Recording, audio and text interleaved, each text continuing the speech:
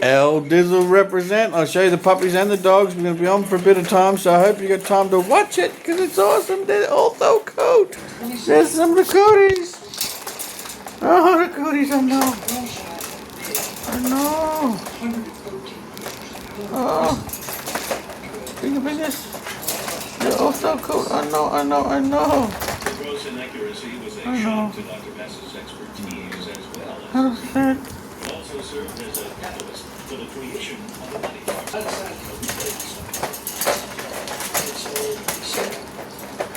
We call it research. 25 years later, Dr. Bass. All right. There's the daddy. There's the mummy. And there's the uncle. All right.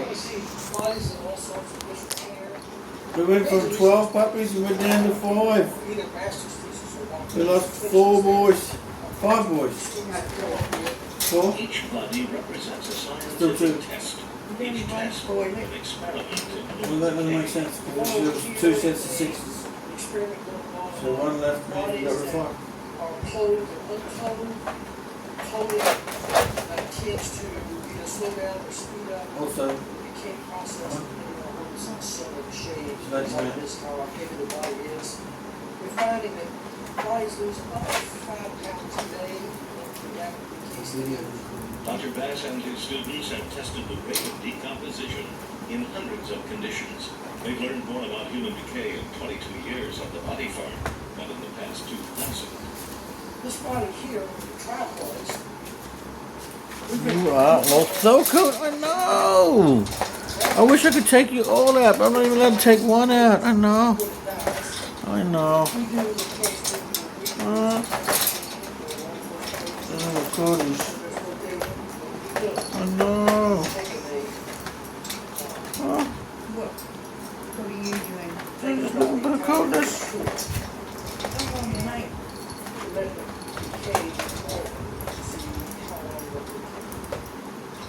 At any given time, up to 30 bodies reside on this 1-acre lot. Dr. Bass rarely says no to a donated corpse. To him, each death represents a new challenge. I never see cases. I see if reads a case as a challenge to me to see whether I have enough dollars to Mama sleeping In 1998, after feeding 12 of them. present Dr. Bass and the body Uncle Bobbit is the old little Bobbit of the house. for Jerry McClendon. There's the daddy. You got a sniff right there, right now. I mean, honestly, we're having a video. Come on. I said, okay, this is what He's only a really young boy, but he did well as well as Mama. They had 12 puppies, 6 boys and 6 girls. We got Bob left. Hey, you always got to be biting now. Hey, you're losing brothers and sisters, and you got to be biting. there was skin slippage. There was hair slippage. Based solely on Dr. Bass had not known McClendon's time of death until no later than September 27th, 1992. But that won't do for Jerry Beach. To make their case against Latham and DeShazer, cold case detectives need a date of death no later than the day the couple made their ATM withdrawals, September 22nd, 1992. Dr. Bass fine-tunes his analysis and turns his attention to bugs, specifically the fly larvae commonly known as maggots.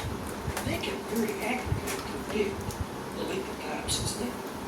If you know the environmental conditions surrounding the time of the death, where that death occurred, maggots can be a very good indicator. Dr. Bass noticed flies are only active in temperatures over 52 degrees. He measures the maggot size from McClendon's autopsy photos, studies climatology reports from the 3rd week of September 1992, and pinpoints the time of death to within 12 hours of the date police are looking for. He was killed shortly after he was last seen, and the dead body was out there roughly the entire time he was dead. There were certainly at least 10 days out there. He said time of death is going to be probably the evening of the 21st, maybe early morning hours of the 22nd. And he was able to give us a time of death that we were never able to have before because the technology just was not there. As his findings confirm that Jerry McClendon was already dead, Roxanne Latham and David DeShazo withdrew money from his account, adding a critical link in a circumstantial case of murder.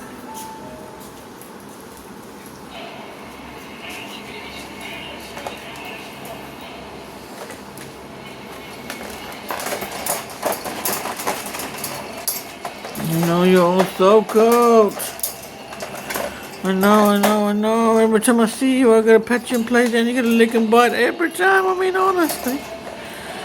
I know. I know.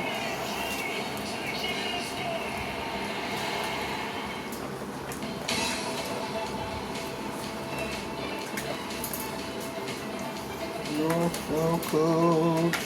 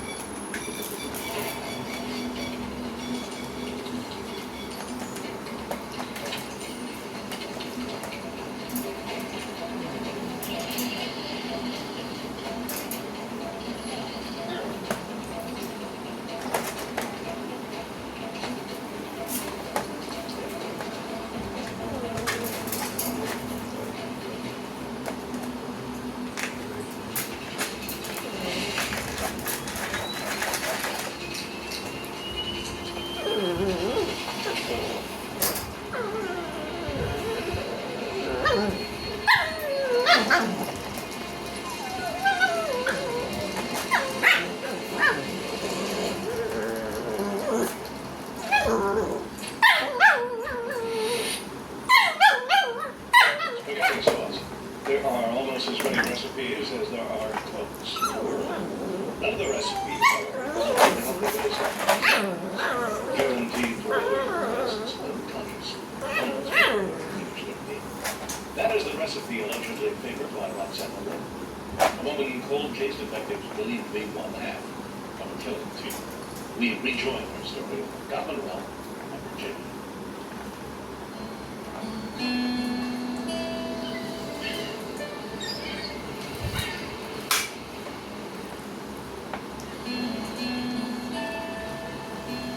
Billboards promote Virginia as the state for lovers. Not everyone in Virginia, however, has a vested interest in romance. In fact, members of the Virginia Beach Police Department have been hoping for one relationship to fail. They suspect David DeShazo and his fiancée, Roxanne Latham, of suffocating their roommate, Navy seaman Jerry McClendon, in 1992. For 6 years, the couple has professed their innocence and lived together in apparent bliss in Henry County, Virginia. If we were going to break this up and get out of this, we're not being after two split up. So if we came to that point, things keep waiting. The waiting game pays off in 1998. Sleeping. When Relax. Special Agent Dan Rice from the Naval Criminal Investigating Services discovered that the couple is probably acrimonious split, and it's probably a good time right now to make a move on. Roxanne Latham has lost her fiancé to another woman. Rice will use any angle he needs to get Roxanne to talking. He and Virginia. I know.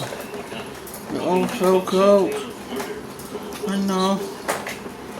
Now, baby, look. Oh, you're all so cold. I know. I know. I'd take you all with me, but I can't. I cannot take you. I can only make a video of how beautiful you are. You're all so cold. Told us today he's alive.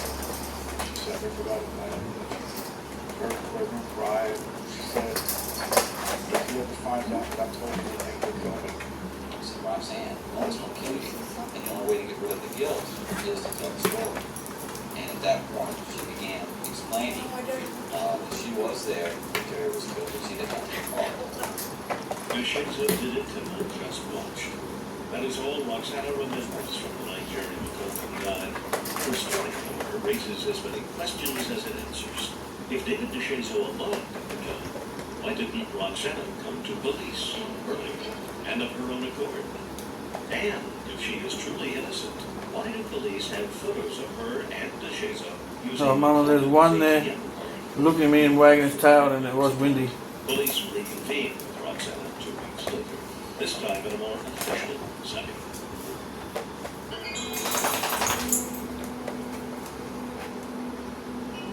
Good job. On June 23rd, Agent Rice and Detective Tucker once again sit down with Roxana Lee. Good boy. As a video camera witness, Roxana now claims to have a better memory of the night Jerry McClellan died.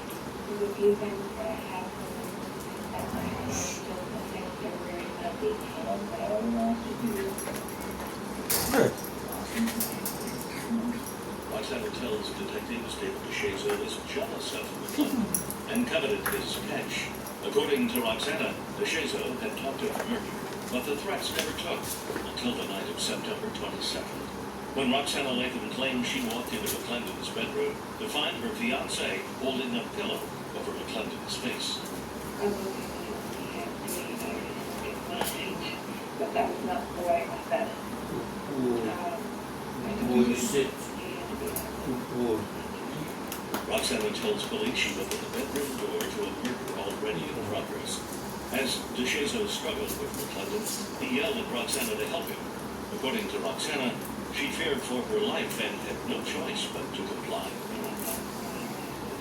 David told me to drive here. And I just went to David, I can't eat this again if you're going to do that. And he said, when I get to the mirror,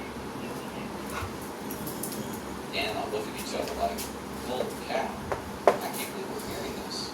It took us 6 years to get this, and now it's better than ever. Did a scare and a jump and a quick move, like my hand went really violently quick. Like either side, and then he jumped on me. You know what I mean? I stopped it, but it nearly died with me out of defense.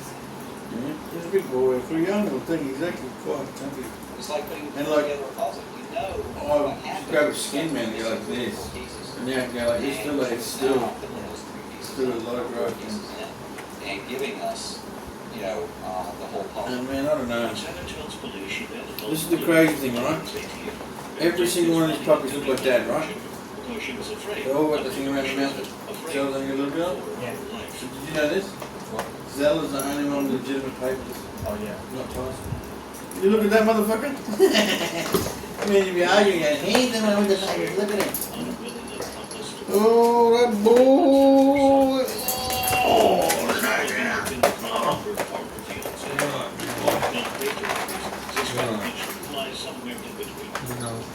We needed to get No. David. With the house. look at the legs. Look at the legs. Look at the legs. Look at the legs. Oh, some snippy hippie babies. Some snippy hippie babies. They asked, and Roxana agrees, to call her ex-fiancé as part of phone sting.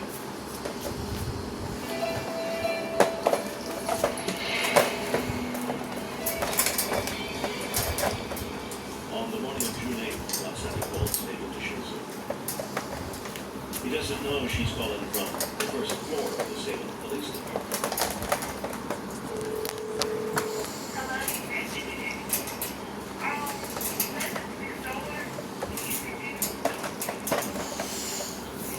It's so cold. As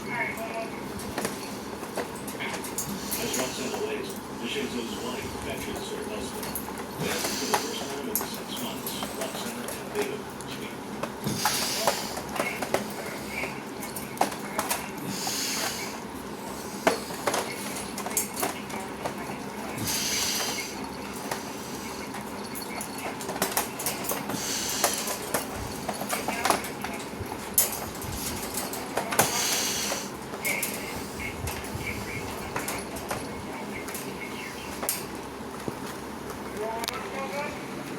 The daddy, the uncle, and it's time for the mama. Detectives record and All right, as LDIZL represent, and the dogs haven't trained any or played with them yet, but it's going to happen.